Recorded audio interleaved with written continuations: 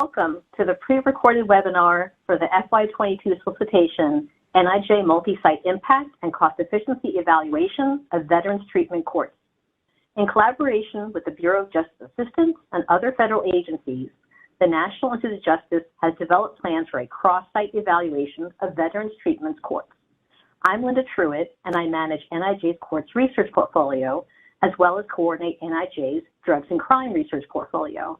Our plans are ambitious, and the evaluation requires rigorous research featuring an impact study and a cost study in partnership with up to 6 BTC programs. On October 29, NIJ released a research solicitation for proposals to conduct a $3 million cross-site evaluation over 5 years. That period of study is necessary to examine long-term outcomes between participants and others who did not enter the program, using a sample large enough to also examine the effects of differences among the individuals and their varied program experiences. Research applications are due by January 27 and registration 2 weeks before then.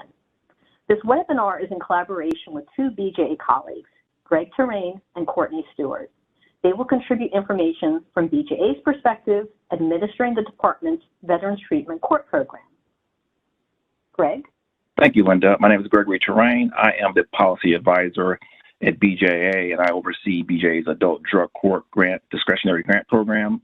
That it composes of our Adult Drug Court site-based awards, as well as our training and technical assistance. And Courtney? Hello, my name is Courtney Stewart, BJA Grants Management Specialist, and I manage BJA's Veteran Treatment Courts and Community Courts grant portfolios. Thank you. We're inspired to record this webinar during the week of Veterans Day and very pleased to move forward on this important research. This webinar provides an overview of our plans for the cross-site evaluation and its components and confirms expectations regarding research applications and research partner sites as detailed in the NIJ solicitation.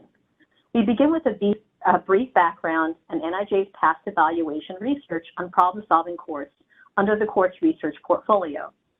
Those past studies lay the groundwork for a cross-site evaluation plan, as does the information from the field on VTC program needs and priorities for the Department of Justice and for BJA. We will highlight key information for solicitation applicants on the basic research tasks, process, impact, and cost efficiency evaluation, and key outcomes of interest for VTC programs. Based on past experience, we determined that 1, research partner sites will be identified and recruited separately, apart from the research application review process. And 2, eligibility to participate as a research partner site is not limited to VTCs that have received BJA program funds or other federal funding. We hope this webinar is informative not only to potential research solicitation applicants, but also to VTC programs interested in participating as research partner sites. Our presentation is pre-recorded, so we include basic guidance on the research application process and where both applicants and potential sites can find more information and submit any questions. NIJ has a rich catalog of courts research funded over the agency's 50 years as DOJ's primary source of independent research and development as it relates to the criminal justice system. Topics range from court operations and case processing, like pretrial and remote hearing concerns, to prosecution and indigent defense services, criminal adjudication, and sentencing. We recently released an article highlighting NIJ's courts research over the past decade that examined policies and practices designed to promote alternatives to incarceration, which is referenced in the solicitation. The article profiles the most recent research on problem-solving courts, a multi-site process and implementation evaluation of 8 veterans treatment courts in 3 southern states. The purpose of that project was to gather basic information from a range of programs to better understand policies and procedures, participant backgrounds, and other important information before launching more rigorous research. In the process, concerns regarding programs' capacity to provide reliable information and fully participate in the research were reinforced. Prior problem-solving court research includes NIJ's multi-site adult drug court evaluation and NIJ's evaluation of adult reentry courts funded under the Second Chance Act. In contrast, those studies entailed impact and cost studies. Those research teams collected information on participants and comparison groups to understand not only short and long-term outcomes, but for whom those programs were affected and what were the net benefits, applying rigorous statistical analysis and cost estimation techniques. These projects on our current research plans align with NIJ's court's strategic research plan. That supports 4 priorities: to develop the court's workforce and enhance court work groups, advance court practice, support the fair and impartial administration of justice, and to promote data and research capacity building. Greg will next provide some background from BJA's perspective. Greg? BJA is proud to have supported the drug court field from the very beginning of the drug court movement in the early 1990s. We established the drug court discretionary grant program in 1995. We funded one of the first treatment courts specific to the needs of veterans in Buffalo, New York in 2009, started by the Honorable Judge Robert Russell. And in 2013, BJA began receiving a separate appropriation to support veteran treatment courts. And in 2020, Congress passed the Veteran Treatment Court Coordination Act of 2019, which directed the Attorney General to establish and carry out the Veteran Treatment Court program, which is currently being managed by BJA. Today, BJA funds approximately 73 of veteran treatment courts across the country. This year, we received an appropriation of $25 million for veteran treatment courts. This funding will be used to support new and operational veteran treatment courts, as well as offer free training technical assistance to those veteran treatment courts. BJA will continue to engage our federal and national partners in strategies to assess the needs of the field and to ensure the ongoing planning, development, and sustain of veteran treatment courts continue. The Attorney General's priorities are clear: to increase access to justice and to treatment, increase the use of alternatives to incarceration, combat the misuse of stimulants and opioids, and prevent overdoses, and to ensure equitable inclusion in the management of drug courts and veteran treatment courts. Also to support strategies that expand access to services for veterans, support key needs in areas of high poverty, including tribal and rural communities, and advance the department's commitment to advancing work that promotes civil rights, increase access to justice, support crime victims, protects the public from crime and evolving threats, and builds trust between law enforcement and the community. Our goal of this project is pretty simple. We want to use this information or lessons learned from this project to help us guide around our policies around the Veteran Treatment Court program. I'll turn it back over to Linda. Thank you, Greg. Next, let's turn to the NIJ research solicitation. I'm going to cover a lot of information and all of the details in the solicitation, but I think it bears pointing out some highlights. So first, just an overview. NIJ seeks applications for funding to conduct a multi-site process impact and cost efficiency evaluation of veterans treatment courts, and we'll refer to those as VTCs. NIJ will make one $3 million award for a 5-year cooperative agreement that will start in July. The awardee will lead a cross-site evaluation in partnership with up to 6 large VTCs across the U.S. The research protocol will incorporate experimental design and other rigorous research methods. The project begins with a 6-month planning phase to confirm the research protocol, including site selection. So in preparation for the cross-site evaluation that will begin in 2022, NIJ and BJA are now identifying potential research partner sites. The final 6 will be confirmed by the grantee during an initial 6-month planning phase. As noted, research partner sites will be identified and recruited separately apart from the research application review process. Therefore, we request that NIJ research applicants do not nominate VTC sites or include program letters of support with their application. Next, I'm going to highlight the research questions, which shown here are pretty straightforward. Program impact on relapse, recidivism, and other outcomes. For whom are programs effective? Which program elements are effective? Whether programs are cost efficient. Also, topics of interest include veterans with violent offense history, mental health and comorbidity, leveraging technology, peer mentoring, and equitable service access. And just a caveat, we learned in the preliminary research that some programs admit active military service members. There are 2 project phases, starting with the planning phase, that is 6 months.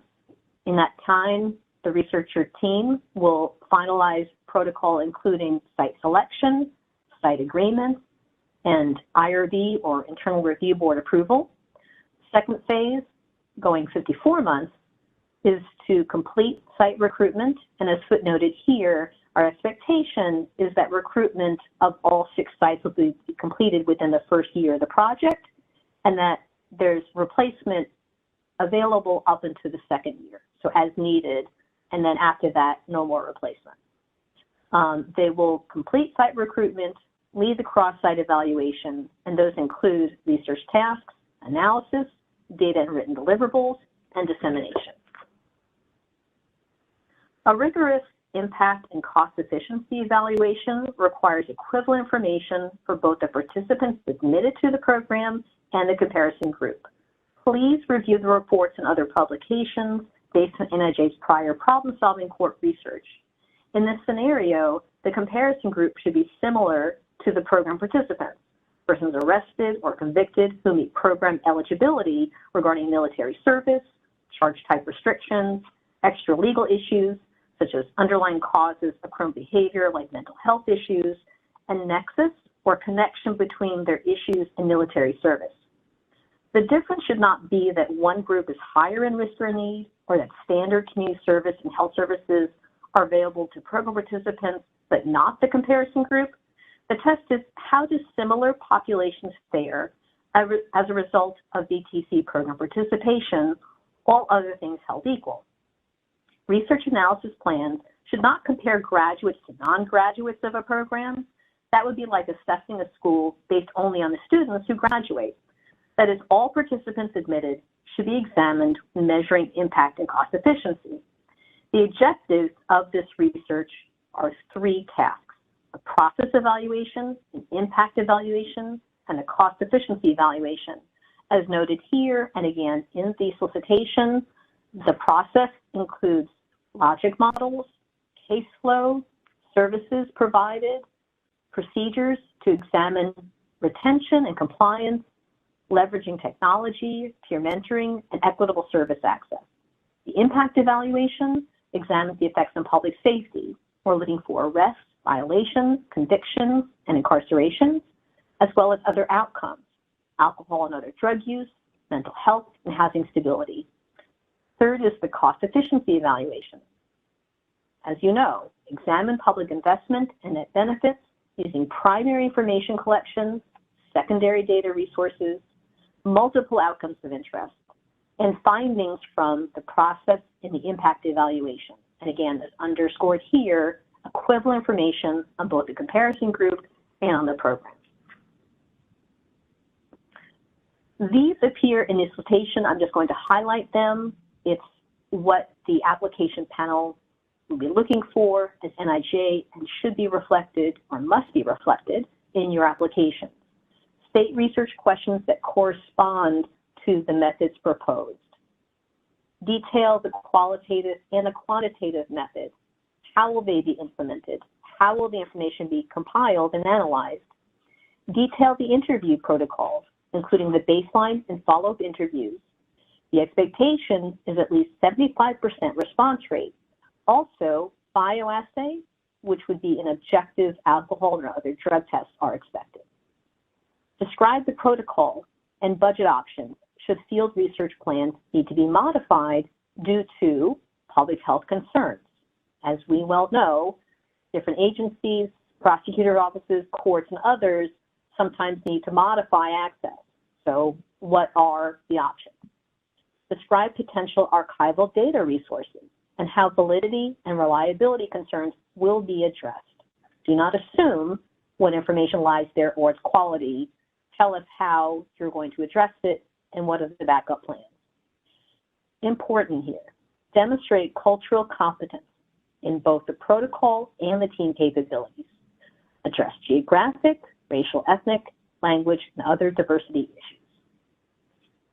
The purpose of this solicitation is to create a rigorous cross-site evaluation led by the research team in partnership with up to 6 large VTCs across the U.S. Large means caseloads of 40 or more participants.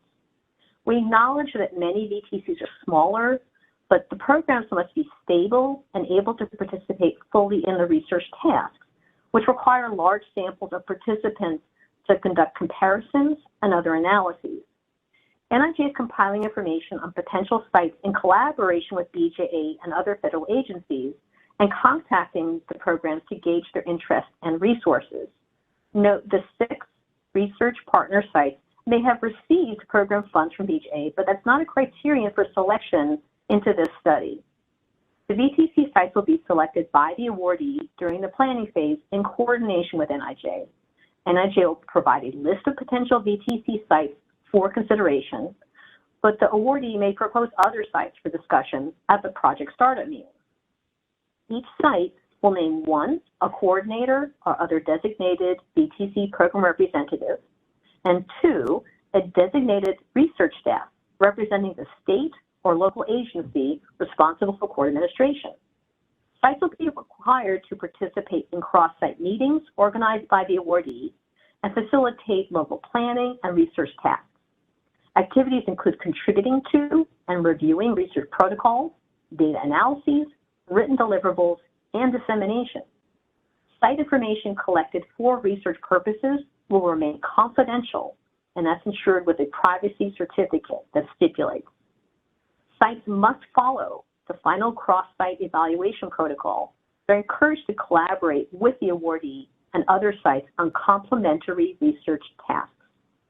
So there's room, in addition to the core tasks, for other to be proposed. The initial NIJ grant award budget includes federal support to each site for their participation in the research project, including $25,000 in each of the first 2 years. The awardee will be responsible for administering those funds. This may be supplemented subject to availability of funds during the research phase, such as to support complementary research tasks proposed. Next, Courtney will discuss some of the questions we anticipate from the site. Courtney? We have developed questions and answers regarding participation in the study similar to FAQs. Question 1, are there any restrictions on the federal support funds that the research partner sites will receive for participating in the study? VTCs that volunteer to participate in the study will receive federal support funds in the amount of $25,000 per year for the first 2 years of the study. The funding is authorized to support research, support, and services including data collection and technology, and administered under the NIJ grant. Question 2, how will the research partner sites be selected? The NIJ grantee will confirm the final 6 research partner sites during the planning phase in coordination with NIJ and its federal partners. Eligibility will be based on variables including total number of program participants, 40 or more, past and current stability of program operations, and the program's availability to fully participate in the study. Question 3, what happens if a research partner site decides to drop out of the study? Participation in the study is voluntary. There is no penalty if a research partner site chooses to drop out of the study or is unable to maintain the partnership for reasons beyond their control. NIJ, BJA, and the cross-evaluation research team will make every effort to address any concerns as they arise. Question 4, how long does the IRB process take? IRBs generally meet monthly, so the basic research protocols, including consent and instruments, may be approved relatively quickly once those are finalized by the team. This may vary depending upon agencies involved at each research partner site and their review requirements as VTC programs are recruited or replaced. And question 5, will technical assistance be available to research partner sites during the cross-site evaluation? Research partner sites can request technical assistance at any time from the BJA National Drug Court Training and Technical Assistance Program. For more details, please note the website on the presentation slide. Next, Linda will add some final notes about research, application guidance, and resources. Thank you, Courtney. This is the last segment, and I'm just going to cover some of the basic information to pay attention to in your application and also as a potential site. Regarding the budget, as we described, there's 2 phases: planning for 6 months, research for 54 months. NIJ will award it as $100,000 to the research grant for planning, and then the rest will be released upon submission of a revised evaluation plan. Of the 2.9 for the research phase, each site will be paid the $25K in each of the first 2 years of the NIJ grant. The application should have a budget worksheet and narrative that describes each phase. So in Just Grants, the application has online information, and that's standard. In addition, we just need a breakdown of the first 6 months for 100 versus 54 months research for 2.9. The research budget may be supplemented in future fiscal years, as we alluded to, but please do not include any new tasks proposed in your application budget. That is, do not include tasks beyond the $3 million total. I mentioned deliverables, and that's another term we use for NIJ requirements or work products. The solicitation itemizes these. I'm just going to list them here. These are required as described. The monthly project update calls, that is with NIJ, will include BJA. Project startup meetings, that's a convening with our federal colleagues to review the plans, to review the potential research sites, and so on. The revised evaluation plan is submitted upon everything being set up from the planning phase and now launching the research phase. The draft abstract, executive summary, and report are NIJ requirements, rather standard. There's an NIJ briefing, that is to NIJ leadership with other feds invited, representing the different federal colleagues, and then a final abstract, executive summary, and research report that are publicly archived. There's also professional conference presentations. The expectation is a minimum of 2 that will be coordinated with NIJ and BJA during the project life. And then also NIJ requirements include all desensitized data resulting from all data collection and all the associated instruments and other information. And finally, we encourage the nomination of dissemination suggestions. So other than these NIJ work products being publicly archived, what other opportunities are there to get information out on the project during its lifetime? The application should include the project management plan. That's for each research team member, the staff, the contractor, the consultant, et cetera, to be specified clearly, including their projected level of effort, regardless of their compensation, and also a timeline.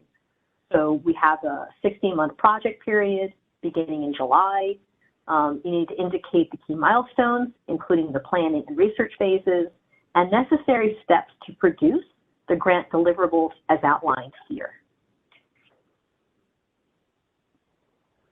As the research teams prepare their applications, it's important to put yourself in the shoes of the application review panel and NIJ in making funding recommendations. So the guidance I offer is the application review criteria. Here's a breakdown of 4 scored sections. There's a consensus score process and consensus comments. The problem statement section you'll see described in detail in the station has a value of 15%, versus the other 2 sections on research design and capabilities are 50% and 25%, highlighted here because that is where your attention should be, and the pages dedicated in your application to those sections relatively. Potential impact includes dissemination, so again, we encourage proposals for innovative and other effective dissemination techniques. And then finally, budget is something that is assessed, but it's not scored. Please register appropriately, correctly, by the timeline that's shown here. Two-stage process. Registration at grants.gov by January 13, and then your application via Just Grants by January 27. My suggestion is to apply early and be able to do any troubleshooting necessary. Please label the files and upload in the correct section. So I referenced a project management plan. There's a document that should be called that and a place for it. Itemize your appendices, like a table of contents, would be very welcome. And then combine similar documents. If you have multiple resumes, which you should in this scenario, it's very helpful to concatenate them, include them in a single file, as opposed to many resume files. And then the last here is please document your application submission, the contents, and the timestamp. So if there's any question, you're able to share that information and we can go from there. So to assure a fair and open competition, NIJ and other federal staff are not permitted to have individual conversations with prospective applicants. Veterans Treatment Courts were interested in the cross-site evaluation and potentially participating as a research partner site are encouraged to contact us using a special email account dedicated to this project, and that is shown here, NIJ, one word, at usdoj.gov. NIJ research applicants can contact NIJ's contractor at NCJRS, shown here, with any questions about the solicitation, and any new information will be posted on the solicitation webpage, such as the link to this webinar when it's archived for access. We hope that the solicitation and webinar provide enough basic information to potential research partner sites to contact us via email at the address here, nijvtc@usdoj.gov. We're interested to move forward on this important research and look forward to discussions with VTC programs who are interested in participating. We anticipate the NIJ Research Award will be announced in spring 2022 for a start date of July. Research partner site recruitment will continue through the planning phase with the new research team. So let me please allow my colleagues, Greg and Courtney, if you'd like to join me in any closing remarks. Yes, thanks, Linda. First, I want to say looking forward to your applications and good luck in the process. BJA is really excited about this project. Again, our goal is to be able to use the lessons learned from this research project to, again, guide the policies around our Veteran Treatment Court program. So again, I want to say good luck, and again, we look forward to your applications. I would just like to thank everybody for their time and attention in this project, and hopefully you will do well with your applications. Thank you. Thank you, Greg and Courtney. Thank you for your ongoing contributions. I really appreciate working with you on this project. Thanks to BJA and our colleagues at the U.S. Department of Veterans Affairs and the Substance Abuse and Mental Health Services Administration for their ongoing support of this project. Good luck, everyone, and take care.